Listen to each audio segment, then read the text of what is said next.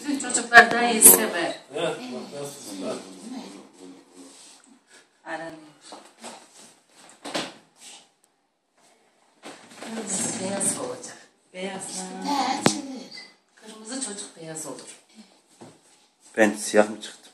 Full siyah. Sen ufak uzun çıktı da yok. Ama şöyle Gidiyor mu? Anlattı. Evet. küçük diye.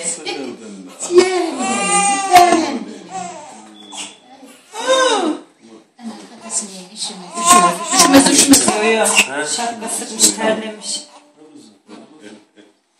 Yazın da olması da iyi işte böyle çocuğun. Yo sıkmış. Lastiği sıkmış. Her yerine baktınız mı? Ezasına Bakmadık da. He bir bakın şöyle açalım da. Hadi her ellerine kullanmaya. Baktılar canım orada bakmışlardı. Sağlıklı bir şey yok çok şükür. Olur mu canım? Önce gör. Neyden haberi var ki?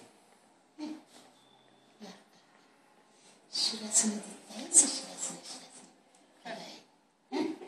Şimdi mi? Sarkmasın böyle. Evet, tamam. Nereden ne? Anladım ya. Anlayacak. Nasıl oluyor? Gözünü açıyor. Gözün açık valla. Gözün Biz açık ikinci olacak. gün kafayı şöyle tartıyoruz. Gözün açık olacak.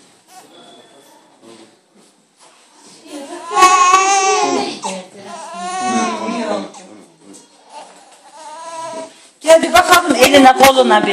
Ne durumdasın?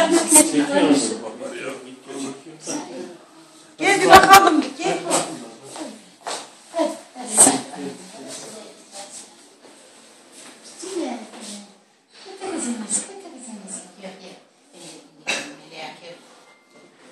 Gelelim anne bakalım.